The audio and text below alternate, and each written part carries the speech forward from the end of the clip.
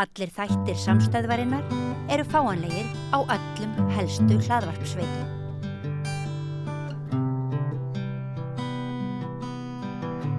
Komið sæl og verið velkomin í bókaspjall með Vigdísi Grímsdóttur.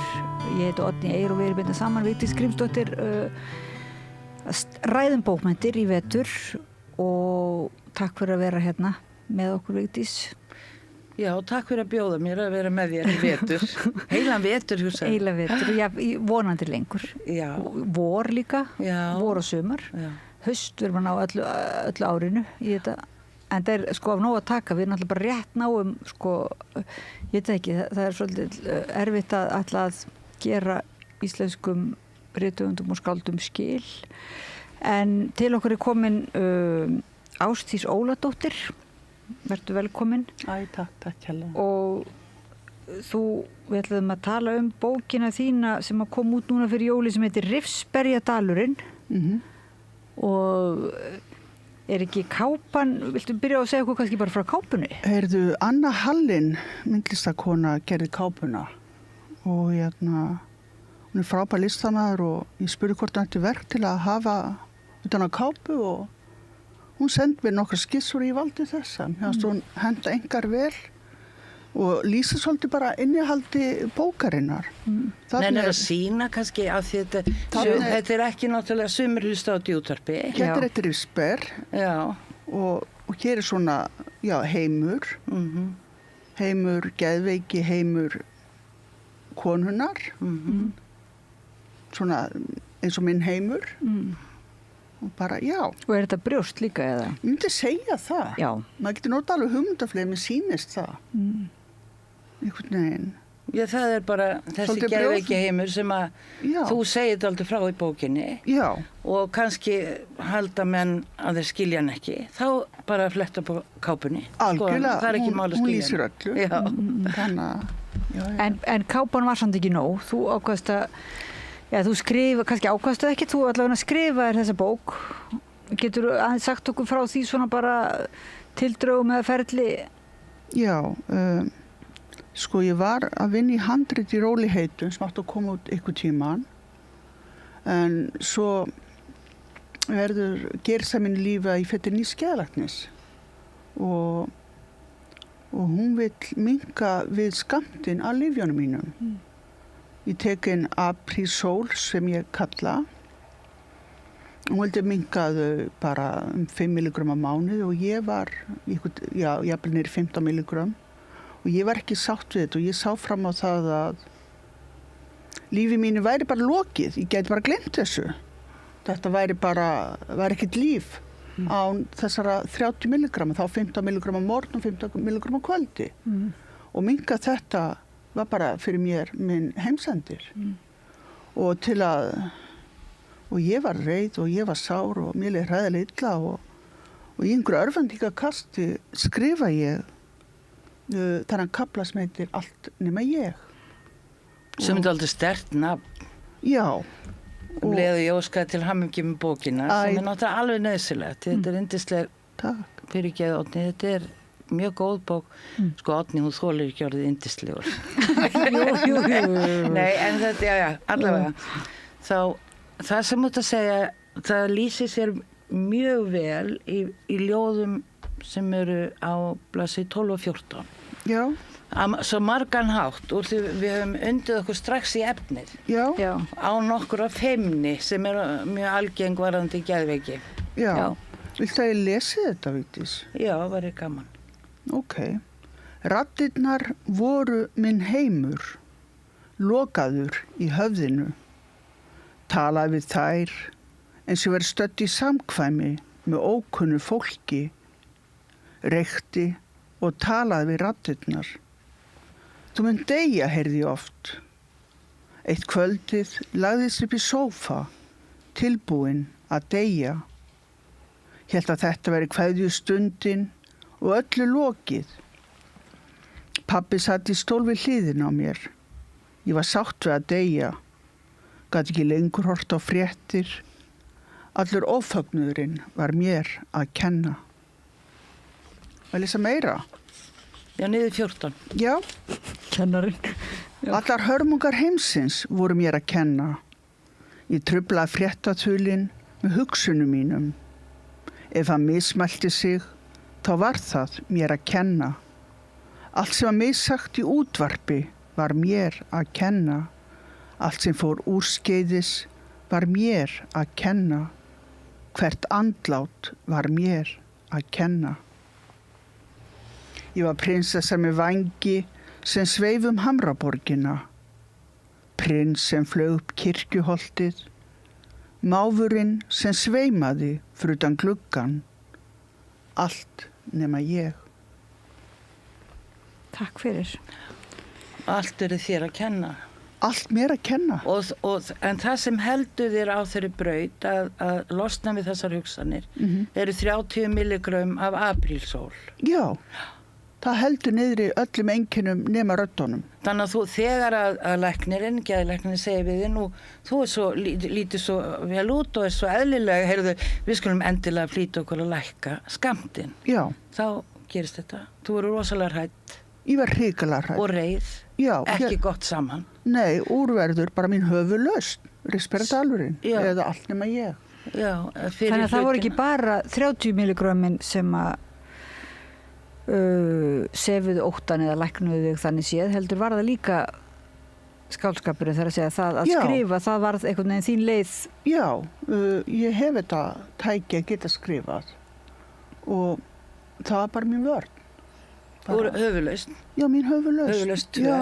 Egill átti númer 1, Egill Skallagríms. Takk sér allir. Já, bara fínt. En já, skáldskapurinn, ég meina ég hef verið fárveik og þegar sem veikust þá bara til að halda tengslu við tungumálið, þá skrifaði ég og ég byrjaði að skrifa þegar það leit sem ég er að veikjast.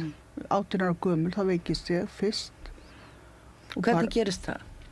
Ég var undir miklu álagi, hafði ekki reykt í þá dag og drakk mikið af kaffi og veit hans ég drakk svo mikið af kaffi þá svaf ég ekki neitt, bara valla. Og ég þróa bara undir miklu álagi í menntaskóla og þróa bara með mér geðveikina. Þannig að þetta springur út bara einhverjum hrikalegum veikindum því ég 20. Og ég var farin að heyra raddir 15 ára gömul og svo bara hélt þetta áfram. Getur þú lýst þessum röddum? Nú eru margir sem segist hafa raddir. Já, þetta bara eins og þú sért að tala í haustum á mér. Þannig að þetta bara mannsrödd, bara fullsköpu mannsrödd sem að tala í höfðin á mér. Og hún þá hvað segja þið fyrir verkum eða hvað? Já, segja hvað ég sé æðislega, hræðilega og hvað sé vondu manneskja eða góð manneskja og segja mér að fara út í búð þennan daginn eða hringi þennan eða hinn og þessa. Þannig að bara, já. Þannig að... En nú náttúrulega að tala að svona við eiginlega allir séu með svona ýmsa raddir, bara að í sjálfunu séu margar raddir sem eru svona í samræðu eða taka yfir en hjá þér þarna finnst þér að þú ert það eins og verður veik fyrir að þá taka þær á einhvern nátt verða ofrekar. Já, náttúrulega númer 1 þá veikist ég af geðklof og ég með öll einkenni þessar hræðilega sjúkdóms.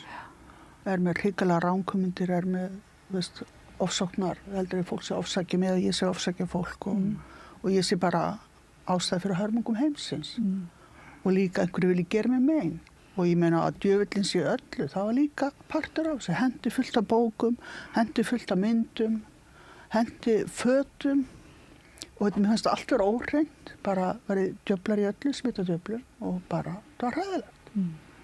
Og svo líka þá bara lokaði mig af tíma, bara áreiti fór mjög í mig, lokaði mig af og bara hlusta á tónlist, hlusta á Chopin og guðmóta hvað, bara sorgamassina guðmóta hvað og þetta var bara hörmungaskeið en sem betur fer þá sér faðir minn að þetta ástand bara þurfti að linna, hún bara leist ekkert á blíkuna og talaði við heimilislækninn og hann bendi mér mömmu og pappa á góðan geðlækni og málið að ég fárveik heima hjá mér og foreldrar mínir eru bara að hugsa mig og þau bera ábyrgð á mér og taka það alla leið og þau bara ég bara eins og á gjörgæslu. Þú nefnir það einmitt í bókinni. Já, ég var fárveik og ég með þess að tíma ég sett á róandilif og svefnlyf og þau fór svo illa mig gæti ekki staðið upp. Þú veist að fylgja mér að salerni, ég bara lá í rúminu var bara rótuð. Þetta var bara hörmungar tími. Og ég bara, já, ég einangra með þessum tíma og bara út af því að mér fannst óþægilegt allt þetta áreiti. Þannig að... En var þá svona að því þú hlustar á tónlist og gastu lesið, var þá þessi svona mikla næmni líka fyrir orðum? Ég gat ekki lesið. Nei, þú gat ekki lesið. Bara meðtók ekki orðið. Já, þú að vísu nefnið það mitt hér, já. Já, þess vegna fer ég inn skólan. Þegar ég fer á, fyrstu geðklólinn sem ég fer á, ég man ekki hvað þið heita, en það ekki Rispertal.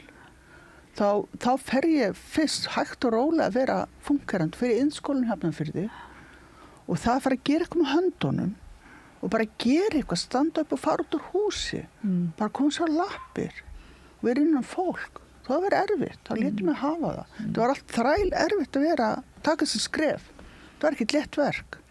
En bara ég vildi ekki vera í þessu ástandi sem var svo slæmt. Og ég vildi gera allt í lífum til að komast út úr þessum heimi geðveikinnar. Það bara það snýrst líf mitt á hverjum degi. Og það var erfitt. Og ég meina þetta ekkert sem að gera einum degi. Þetta tók mörg ára að ná mig svona góðri. Þetta bara hænuskref. Þannig að, þú veist. Ég bara segja, ekki bara til hamingju með Rispertal, en til hamingju með þín hænuskref. Já, takk. Og þarna að geta líka nýtt þér skálskapinn til hjálpar. Ég veistu hvað, skálskapurinn, það var bara leið mín í gegnum rattabjargið, það var eins og fuglabjarg á röddum. Ertu þá byrjaðu strax eins og punta það eitthvað hjá þér svona? Ég reyna að skrifa. Að þetta svona stundum svo fallega eins og hálfgerðar svona skýrslur eða þannig. Já, svona eins og hálfgerðar. Veistu hvað, ég gat ekkert, allt sem skrifa á þessum ári sem ég veikust, endaði allt í ruslinu. Æi. Þannig að það ekki fyrir bara, ég er hann sæmili til heilsunar sem að ég fer að byrta ljóði eða sína ljóð eftir mig. Hvenær það sem þú var? Það er 1995. Já. Og ég byrjaði að skrifa þarna, já, ég farin að, fullt að ljóðum á þessum tíma en fer í alvörun að skrifa eftir að ég hætti í námi. Ég fer til Amsterdam í nám þar í hönnun og verða hætt út af veikindum. Hefur bara svo lélegt þrek út af lyfjunum. Lyfin dróðu úr mér svo mikið þrek. Og þetta bara töff leikur sko að ganga með þennan sjúkdóm. Þannig að ég verða hætt að námi og fer að vinna í Lisabni Kópú svo bara ekkert gott vinnuafl. Þú veist, sífellt að mæta ekki vinnu þess að ég bara get ekki haldið höfði. Bara veik. Og endar með mig sagt upp vinnu og það bara það besta sem gæti komið fyrir mig í raun og veru. Það gæti ég bara fara einbytta mér því að ná heilsu. Vera rembast að vera eitthvað sem ég var ekki. Ég var ekki gott vinnuafl. Ég gæti ekki stundað nám. Bara einbytta mér því að ná heilsu. Og í það fara mörg ára að reyna að ná heilsu. Og svo tekst þetta bara með skref fyrir skrefi bara að ná bata. Og sérstaklega eftir að ég fer á aprílsól. Eða ég man aldrei hvað það heitir, ég kalli þetta aprílsól. Já, þú ert með ljóðum aprílsól. Já. Það ekki? Eða það apríldagar á blaðsíðu 44? Já, 44. Já. Nei, það ekki með aprílsól. Nei, það ekki, en ertu með... Á 32 þá segi ég í dag skín á mig aprílsól. Já, lestu það. Ég kalla nýja lifið mitt aprílsól og enginn eldi mig nema skugginn. Þannig að þetta bara gjörbreytt og þarna þegar ég fer á aprílsól þá var ég búin að lendi því að ég var á Rispertal á þessum tíma og fer að taka þunglindislif ofan í Rispertalið og þá bara var ég svo veik. Og hvað býtur þú tekur sem sagt Rispertal? Já. Eða Rispertal? Í Rispertalnum. Já, og það að taka þunglindislif ofan í það. Já, sem hættulegt. Og það var ekki réttu þunglindislif sem ég fekk greinilega. Vegna þess að ég bara var mjög tæp á þessum tíma. Og lýsti þar sér þá í röddunum sem þú lýsir svo vel í bókin? Það var ekki bara raddur, ég var haldin ég fór að skrópa taka lyfin. Já. Geðklólyfin og öll einkenni geðklófans fór að koma aftur í ljós. En það ekki eitt af einkennunum að taka ekki lyfin? Jú, þegar maður haldin þeirri ránkumundum að sé svona heilbrigður. Já. Og að lyfin séu bara eitthvað humbúk sem sé bara til að nota á sparidögum. Maður þarf bara, ég þarf að taka lyfin alla mín ævi. Ég þarf bara, ég var gert grein fyrir því leið ég sett svo stólinn hjá minni geðlækni í þá daga. Að þetta er bara ævi ferli að ná bata. En var ekkert svona freistandi að fyrsta læknirinn þinn var með ákveðin glannaskap og bendir á hætta lyfinu og þá skrifur þessa bók til dæmis. Sko, hefur verið að gera eitthvað svona glannalegar tilraunir sjálf að hætta aðeins til þess að geta skrifa meira eða eitthvað? Nei. Ég veit hvað það þýðir. Þannig að mér var bara gert grein fyrir því ég hlusta á það. Og ég verð bara að taka ábyrgð á mínum veikindum. Það gerði enginn fyrir mig. Og ég meina maður á bara eitt líf og ég vil lifa því með sæmileg lífsgæði. Og ég meina ég tel mig hafa búið við príðileg lífsgæði í dag. Þú hefur haft sterkt bakland, er það ekki rétt? Jú, það náttúrulega það breytir öllu. Já. Foreldrar mínir voru með mig í gjörgæslu mörg ár. Og þau héldu utan um mig. Og þetta er bara ekkert sjálfgefið. Og ég náttúrulega tek ábyrgð á mínu sjúkdómi og foreldrar mínir studdu mig í gegnum það. En þau fengu engan stuðning. Nei. Þannig að þetta bara þeirra á milli að styðja mig. Þau fengu engan stuðning sem er bara hræðilegt. Og pappin er dáinn, er það ekki rétt? Pappi lést, 2005. Já, 2005. Já. Og þau fengu aldrei neina áfallahjálp því að þetta lítur að hafa orðið áfall. Nei, fengu aldrei áfall. Þegar þú veikist, sko.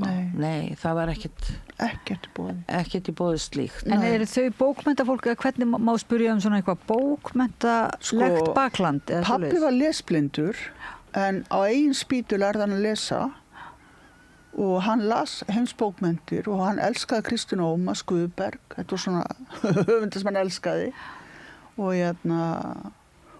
já, mamma les heilmikið og systir mína mikla lestrarhestar en bróðir minn lesblindur líka og hann hlusta mikið hljóðbækur hefur gert það ekki nú tíðin alveg bara drekkur þessi hljóðbækur þannig að já og amma náttúrulega var hagmælt og kunni grilljón af vísum og þulum og ég meina ég var eitthvað að skrifa sjálf. En var hún eitthvað að skrifa sjálf? Amma var að skrifa sjálf. Sástu það? Ég á það heima. Nú? Ykkur nokkuð ljóð, en hún vildi aldrei birta þetta. Nei. Hún leit ekki á sig sem ljóðskald, hún leit á sig sem þulakonu, saumakonu og kunna ljóð hinn á þessa utan bókar. Hún kunni allt utan bókar. Hún fór með stórskaldin utan bókar. Algjörlega bara leikandi létt. Já. En hvenær gafst þú út fyrstu, þetta er ekki fyrsta bókin þín? 1995 gefur minn fyrstu bók. Já, það er 95, já. Já, og þá er það bara ekki hvatningu vinum minns, Múla Bjarnasonar, rithöfundar og... Gott hjá Bjarna? Já, hann reyni í þetta. Já. Og ég bara tók slaginn. Og það var ekkert eftir snúið, það bara... Ég held ég áfram að skrifa. Og hvernig var það svona, að gefa út? Hvernig var svo reynsla fast þér að vera allt ínum með bara einhverja bók þarna á borðinu? Það var bara ágætt. Þetta var eina leiðin. Það var ekkert annað í boði. Ég var að gera eitthvað í lífinu og það aftur ekki vera bara rithöfundur. Staðan fyrir að gera ekki neitt. Það var ekkert annað í boði í raun og veru. Og hvað hét svo bók? Birta nætur. Og málið er á þessum árum þá er ég ekkert að skrifa um þetta drama í lífi mínu. Ég er að skrifa, ég er að klóra mig í birtuna. Ég er að klóra mig úr veikjandunum í þessum bókum. Veist,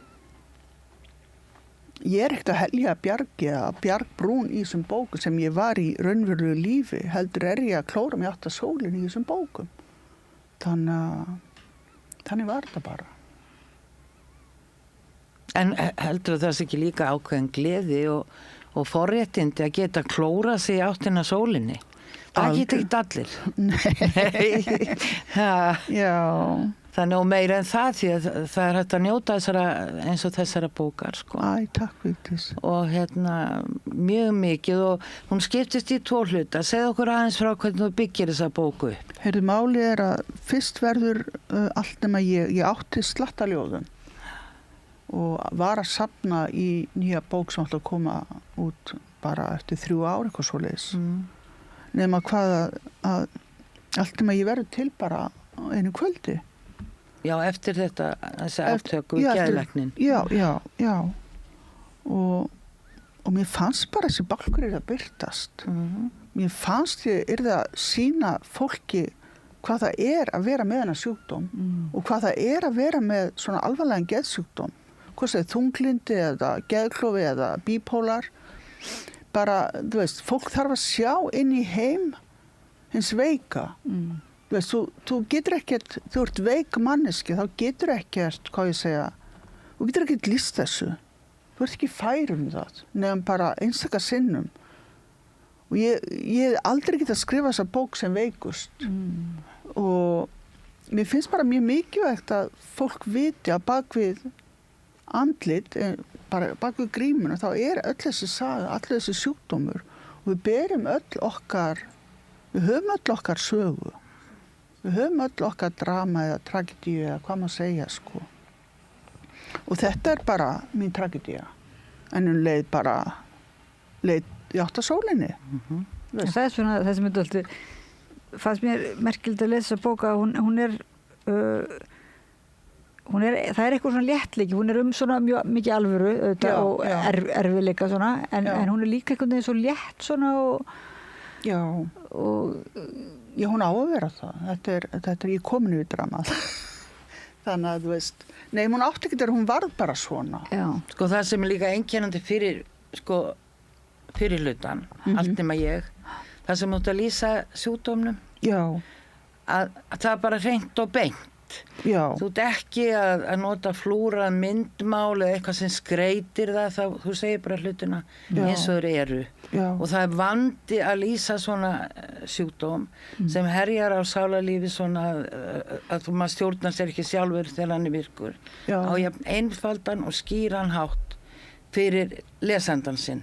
Já. Hugsaðu einhvern tímann lesandan þinn þegar þú ert að skrifa? Aldrei. Nei. En það er sem sagt þetta virkar eins og það hefur kannski aðeins gert það. Já. Til þess að ég skilji þig betur. Jú, ég ger það sko, svo ég segi eins og þá pára ég niður að skrifa niður bara eina kvöldstund megna bálknum og síðan er það úrvinnsla sem tók nokkra mánuði. Já. Hvernig get ég gert þetta og þá fór ég að hugsa en meðan að ferli stendur ég að skrifa þetta, þá er ég bara að bjarga minn eigin höfði. Og eflaust til að sýna familíunni eða fólkinu mínu og fjölskyldu og vinum og síðar sé ég bara þetta á erindi til almennings. Og þá var ég bara að gjöra svo vel að gera þetta, matrið þetta þannig að þetta væri birtingarhæft. Já, og fólk gæti skilið það. Og já, fólk gæti skilið það. Það lítið gagna því að þú ert geðklofi, að þú myndir gefa út bók sem ekki nokkuð maður skildi nema þú. Já, veistu það er hvað, ekki nóg. Nei, veistu hvað, maður skrifar ekkert sem geðklofi ykkur að bók. Nei. Og það er bara, það er ekki. En þú lítur tilbaka, þú ert komin á aprísól. Já. Þá lítur þú tilbaka og skrifar til þess að lýsa því fyrir mér og okkur Oddnýju og fleirum sem lesendur þín, er það ekki? Algjörlega, það er bara hárrétt.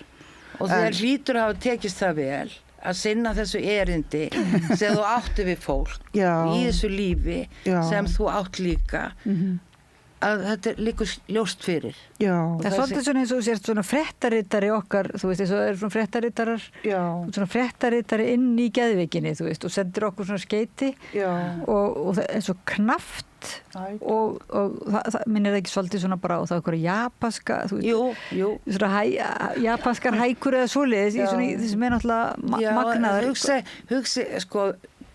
Hugsaður allan sjúkdóm sem kvelur þig svo mikið að þú getur ekki á heillið þér tekið. Og þér tekst að komast niður úr honum og skrifa svo mann af þessum tærleika, þessari einfeldni og skýrleika. Að hver maður ætti að skilja annan mann betur sem er ekki alveg eins og hann. Og það er náttúrulega það er tilgangur með þessu. En svo skiptist bókin í tvo mjög ólíka hluta. Já, og seinni hlutin eru bara pjúra ljóð sem ég var bara að vinna í og áttu ekkert að vera upphaflega í Risperadalnum. Ég var eitthvað búin að spá ég að hafa ljósmyndir og ljóð við svona fletta sig öðrum megin ljósmynd og hins vegar ljóð úr Risperadal með allt nema ég. Nema þetta var ekki að styðja við textan, myndirnar, þannig að það voru ódimmar og það einhvern veginn, ég einhvern veginn útgefandi, við vorum svo samlum að bara sleppa ljósmyndunum. Þannig að það var búið að taka rallar og setja þetta upp og Það er nú gaman að gefa það kannski út einhvern maður setna eða bara að setja á sýningu eða eitthvað. Já, og þá var svona málið að hafa hluti mínu persónulega lífi. Bara byrta með nærumhverfi og hafa það sem sagt, öðru megin og hins vegar ljóðið. Já. En voru þetta myndir sem þú tókst sjálf, eða hvað? Nei. Eitthvað, Já. Þannig að það hefur verið komið svolítið svona, þér hefur fundist eitthvað endasleft of stutt og hvað setja önnur ljóð og svo inn. finnst mér líka bara allt í lagi að sé ekki bara sýndur heim í geðveggina. Ég er búin að skrifa ljóð síðan 95 og ég er númer 1 ljóðskáld, ég er ekki bara fréttritari geðvegginar. Nei. Þannig að... Nei, þú ert ekki fréttaritari geðvegginar í ljóðrænu formi. Nei. Ekki bara. En þú ert það líka. Já, ég er það líka. Já, og svo er seinni hlutin af bókinni. Já. Segðu okkur nú hvað hann heitir. Hann heitir á nefi mínu hvílir reglíf. Það er ekki eðlilegra. Það er bara þannig. og hann er sem sagt samsafn af ljóðum sem þú varst að yrkja þegar fyrir hlutin kom til þín. Já. Okay. Já. Þannig erum við með þessa byggingu á þessari bók. Já. Og sögun hennar. Já. Það er þetta ekki svona ástarljóð að mestu svona seinni hlutin þá? Þetta er eitthvað skona ástarljóð og líka jafnframt bara, hvað má segja, ég svolítið líka fjall tengsl og þörfin að tengjast. Já. Við einhvern veginn, við erum ekki fullkomin og við höfum líka þörf að tengjast og líka, og skort á tengslum. Já. Þetta er svona megið þemað. Nennir að lesa apríldagar? Já. Og það kallast kannski ásóldið við allt nema ég. Já. Þess að maður svolítið að grafa eitthvað og gleyma og vil ekki tala um. Já. En svo bara kemur, En þetta er hjá okkur öllum, sko. Þetta kemur allt upp daginn. Heyrðu, apríldagur. Blæs framan í vindinn sem blæs framan í mig. Kissi ekki þögnina, snerti ekki fortíðina. Í óhyrtu blómabeði skriða túlipanar upp úr skjálfandi haustlaufi. Þetta er svona sterk mynd. Já, takk. Þannig að maður að gera Þú átti líka uppáhaldsljóð. Já, ég var nú nokkur uppáhaldsljóð, en sko, það var þarna... má ég það fara aftur á baka fara aftur í, sem sagt, við getum farið fram og tilbaka Sikk-sakk, sko. Má ég fá þarna fréttarittara sko ljóð þarna sem sé sem sagt blæsu 11, vorum við að gera það áðan? Nei, 11, nei, það er fyrir hlutin, sko. Já, var hann að lesa 11, 12, 13 og 14? Á ekki byrja bara á enda á 11, hvað viltu að lesi? Þú gæti tekið eins og... Nei, byrju, ég er að ruglast fyrir ekki, afsakið. Fyrir ekki, það er yndislegt þegar þú ruglast. Þarna... Já, sko... Getur þið ekki sagt eitthvað með en Jú, mér finnst gaman þegar fólk flettir bókum. Já. Það er líka góð regla ef maður er í vandræðum að þefa upp ljóð. Og á meðan að þú leitar að ljóðinu sem þú vilt beðin að lesa, þá hef ég þefað upp ljóðið Rós. Já, alveg rétt. En ég er búin að finna það núna. Þá erum við komin í keppni, sko. Rósin kemur eftir. En hvað var ég bara að hugsa 28 og 29, var ekki? Já, þetta er bara svona dæmi fannst mér sko, þessi svona frétta, þetta er líka svona eins og hálfgerður annátlega svoleiðis, þarna 28 og 29. Já, lesa það. Ef þú vildir vera svo góð. Já. Hætti að skúra, fór í skóla, lærði að smíða, hanna nytjahluti og húsgögn. Gat lítið lesið. Kláraði námið en fékk enga stjörn á rassinn. Minna veik og var minna veik. Var komin í Rifsbyradalinn eða lifið sín tók inn. Sofna þegar ég sofna, vakna þegar ég vakna. Stundum andvöku nætur og þá spretta þær fram, raddirnar í höfðinu. Halda fyrir mig vöku, vil ekki svefnlyf vil hafa hausinn í lagi ef ég má. Þarf að passa lífið, passa svefnin, að borða, passa að hreyfa mig, að passa álagið, annars fara. Sko það þarna Já. að þú vinnuna þína með lyfjónum. Það þýr ekki að gúpa í sig lyfjum og gera ekki neitt meira. Nei. Þú passar upp á að sofa, þú passar upp á mataræðið og allt þetta. Já. Og þetta ættu náttúrulega allir að gera. Algjörlega. Ekki bara þeir sem eru með einhvern sérstakann skilgreindan sjúkdóm. Já. En þarna, mér fannst til dæmis lokaljóð, ég veit ekki Árný, ert þú með eitthvað annað? Ég var hrifin á ljóðinni Rós. Já, og ég lesa það. Það var rosalega erfitt. Það er svo mikið valkvíði sem að hellist yfir maður að Já, velja úr svona. með bók sem er með fullt af góðum ljóðum, auðvitað Og gaman að lesa hana í valkvíði. heild eiginlega. Já. Það er eiginlega svoleiðis. Það er að lesa hana. Og þetta er í seinni hlutanum. Já. Þeir sem er með hennu eðlilega heiti seinni hlutin á nefi mínu hvíli reglíf. Og mér langar svo rosalega mikið til þess að þú leikir þetta einhvern. Hérna ekki með Rós. En bara sjá þetta svona. Þyrnar skilja eftir sár. Rós stingur, krafsar klórar. Blóðtaumar þekja, hvít pappírsblað. Á að klippa þyrna eins og klær. Ég klippi þyrna og klær. Þú stingur, krafsar klórar. Hvað gerir við Rós sem stingur, krafsar klórar? Er flækingsköttur. Rökkur klær, rósa klær, villi blóm og flækingsköttur. Alltaf kalt, rökkur rós þú í fjarveru þinni. Hvað gerir við þyrna þeir rífa í mig? Ég klippi þyrna og klær. Takk.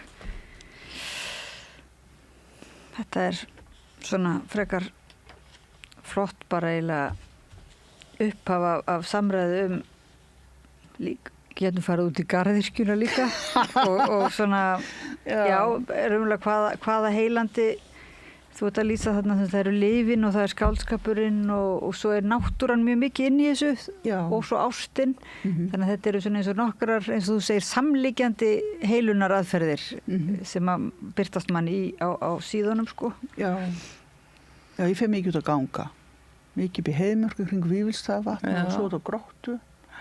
Fastakestur út á Gróttu. En hvað finnst þér skipta máli að sko eitt er að skrifa sem er gott og eins og þú sagðir það var gott að gefa út fyrstu bókina til þess eins og að verða loksins eitthvað eins og þú segir í staðan fyrir að vera ekki neitt eins og þú upplifir en finnst þér það skipta máli núna að þegar þú ert búin að skrifa að gefa það út?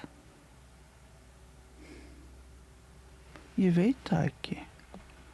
Sund maður bara vera fyrir maður sjálfan, sko maður þarf ekki að gefa út allt sem maður skrifar. En ég skrifa mikið bara eins og mér langar að birta það og ég einhvern veginn vinn það þannig, veist, ég veit ekki hvað ég segja, ég er ekki með einhvern ákveðin lesandi og mér finnst bara skáldin, ef þau hafa eitthvað að segja, skáldin hafa allir eitthvað að segja og við erum öll manneskjur og við hljótum að geta skilið hvort annað í gegnum skáldskapinn. Já, við getum ekki myndað neinn tengsl. Já, þá getum við kannski hunskast til að reyna að mynda tengsl í gegnum skáldskap. Já, og ég meina, ég lít á bók, í bækur, þetta eru félaga mínir. Þú veist, þetta eru bestu félaga mínir, góð skáldskapur. Ég bara, já, mér finnst það. Það er að þú lest líka? Já, ég les heilmikið, ég reyndi að gera það, já. En upplifir að þú sért svona hluti af bókmenntaheimi heimsins eða Íslands eða er einhver sérstakur eins og Rifsbelardalurinn er staður, er einhver svona ljóðastaður sem að þú átt heima? Það er bara garðurinn minn. Já, það er garðurinn. Já, bara garðurinn fyrir utan húsið mitt. Það er mitt atkvarf í dagsins önn, bara setja þar út á samt nágrannakonu minni og borða góða mat eða drekka kaffi eða te. Þannig að. En ég ætla nú ekki samt að sleppa þér sko með þetta svara þótt það sé mjög fallegt en Finnst þú vera svona hluti af íslenskum bókmenntaheimi? Sko, meðan ég er Íslendingur, eða hvað maður segir að vera Íslendingur, meðan ég tilheyrir þessari þjóð, þá hlýt ég að tilheyra þessum bókmenntaheimi, ég held það. En ég meina að vera ljóðskald, þú ert ekkert mikið lesin. Ljóðskald er ekkert eins og Arnaldur og Issa. Þetta er ekkert bestseller. En fólk einhvern veginn, fólk kaupir ljóð, sumir kaupa ljóð og ljóð berast mann á milli. Bækur ganga á milli fólks. Þannig að ef fólk les ljóð, þá er ég þar. Og það er svolítið samræða milli ljóðskálda svona síðustu árum, eða kannski hefur alltaf verið einhver svona... Já, allavega finnst mér nú í tilefni þessa árs 2025. Þá má ég nefna það hvað íslenska konur, eða árkonunar, er það ekki? Jú. Hvaðar eru rosalega sterkari í ljóðagerð, sérstaklega í henni. Já. Bara undanfarin ár. Já. Og það er gaman að tilheyra svona hópi. Farið ekki og lesið upp og svona saman. Ertu ekki í einhverstaðlega séð þú ætlar að fara til Akureyrar? Já, það kannski veistu það ekki. Ég veit að það kemur ljós. Já, það var í einhverju blaði. Hver veit, en ég hef svolítið verið eins og alveg út á hól.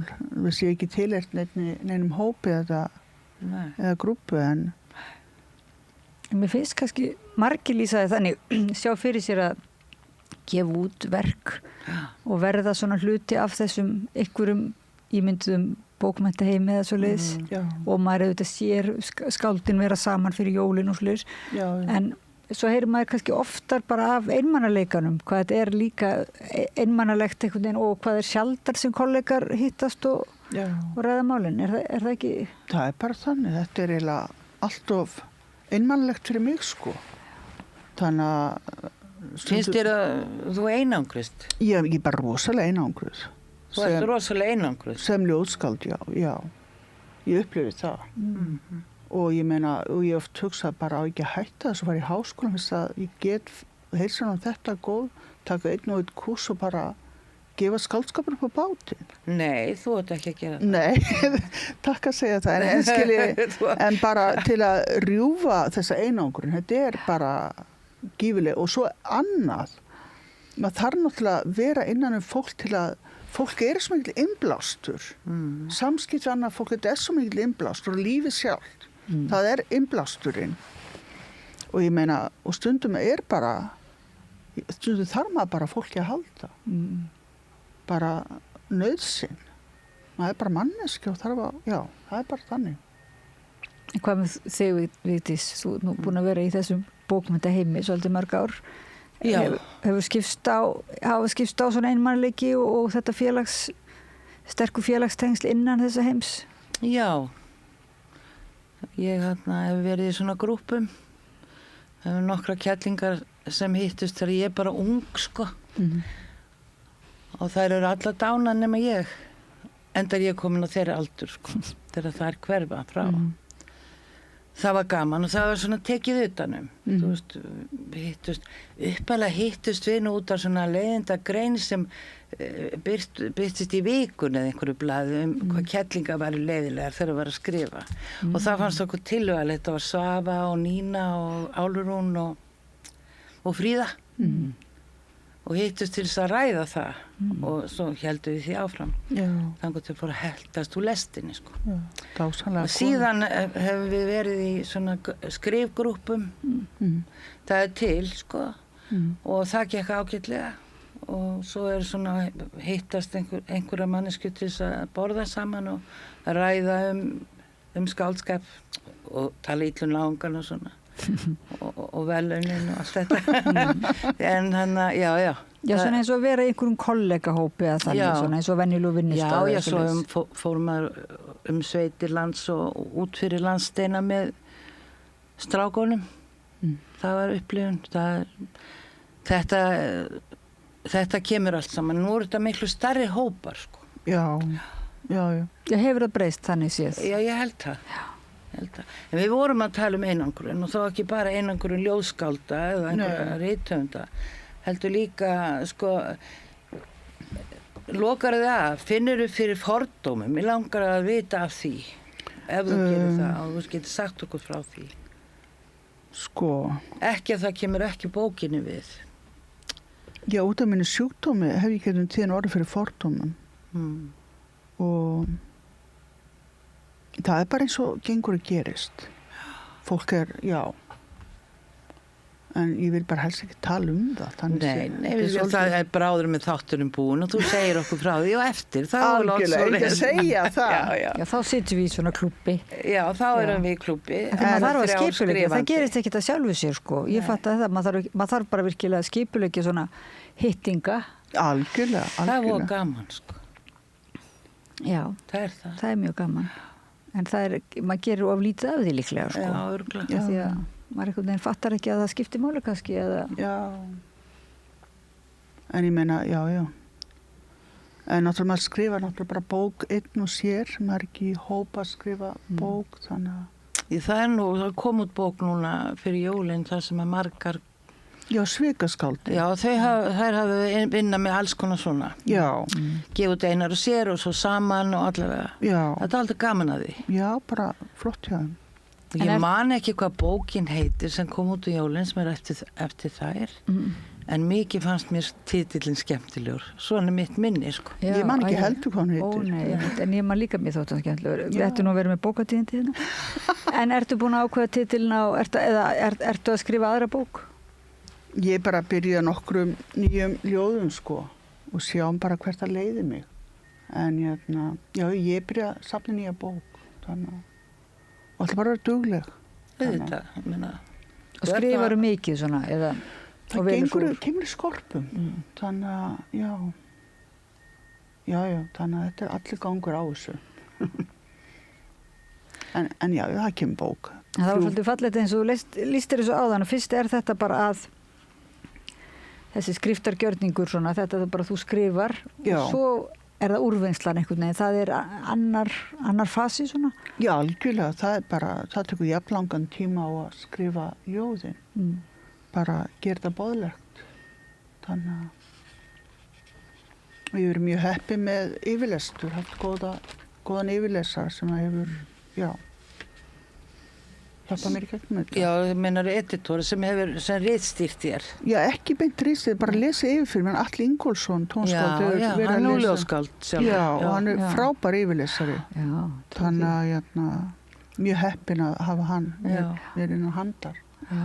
Þannig að hann er flott að því það er einmitt svona taktur og tónlist í textarum og gott að fá tónskáld til tónskáld og ljóðskáld til að lesa yfir, það var hans Já, þannig að, já. En það er hérna í lokin er hérna samtal. Já. Sem að þú heldur sé kannski allir að meina bót og fólk talið saman. Algjörlega. Viltu þá áheyrendur og... Við sko mig kvíð fyrir en ég skal reyna. Þetta er mjög sérstaklega fyrir þess að hvernig ég fer með millilínuna. Já, þú eru þá að sína það og leyfa fólki sem hlustar að heyra það. Vil ég syngi það, söngli það eða... Já, hefur ekki sönglað það? Ég hef sönglað það. Já. Það er nú gaman. Já, núna greit bara. Samtal. Yndist tími, taugakerfið kúrir, hvenar hættu orða fjúka og tarfoti símar, hvernig á að nota þá? Núna.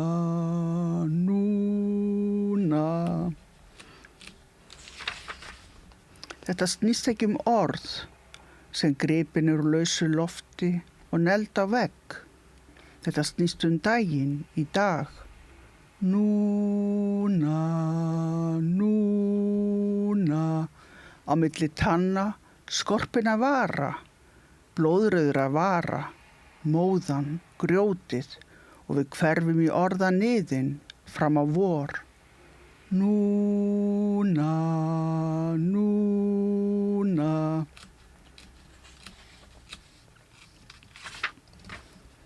Okkar margklofni heimur, orðin fæðast ég pratt.